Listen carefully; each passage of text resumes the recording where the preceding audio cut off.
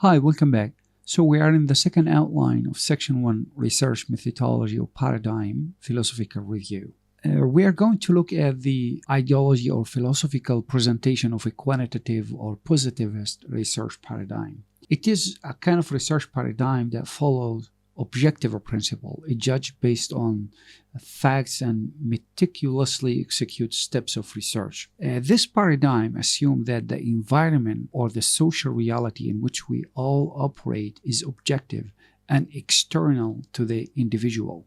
It's actually employed to establish general laws or principles through rigorously controlled experimentation. Let me take you to see an example and try to illustrate actual image of a quantitative or positivist research paradigm. This is an image of a very popular problem, especially in metropolitan cities like the one where I live in, is a traffic problem. This problem always baffled me to really try to understand the cause of traffic. It starts from where and how and why. So there are many questions you could start with. Let us assume you are assigned to try to address or to answer the questions. What is the cause of traffic and why traffic happens? See, I want you to see something quite important. This is a subject of the research. Any car that is stuck or suffer from this problem is a subject of the research. Now you might asking people, what do you think? What is the cause of a problem? So some people might say, well, the number of vehicles. Other person maybe assume or suggest, well, the infrastructure. Another person might assume that the management or the authority. Now, from research perspective or from the perspective of a quantitative paradigm, the first step, consider this is an effect.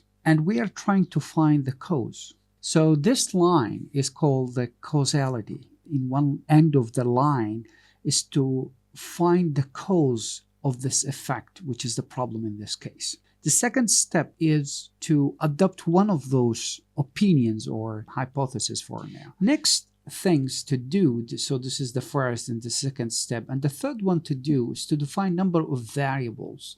For example, I would define x1 and 2 and numbers that I think will help me to decide or to prove, agree or disagree with the suggested hypothesis. And then you go through number of experiment and you keep doing that experiment until you reach to reject this hypothesis or you fail to reject the hypothesis, whatever it is. So you could see this kind of paradigm is completely objective. It didn't really have too much emotional to look at the subjective and what they think or how they think of what they feel, in a sense, of course. But usually the researcher who is embarked to solve a problem using a quantitative research is a quite objective, trying to find the cause of this effect using this line of causality. So in general, if you would love to look at some of the characteristics of this approach, the first one, of course, the control characteristic based on the idea of cause of an effect or the causality that we explored.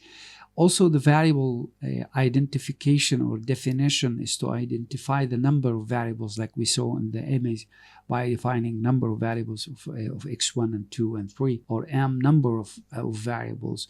And the hypothesis testing, what you are suggesting, or are you theorizing this or are you accepting one of those claims to be your hypothesis and you start continuous testing afterwards. Next, maybe there are some limitation. The popular one is the human subject in this line of research is treated very much in objective matter. So there is actual no relation between the researcher and the subject. They are emotionally disconnected.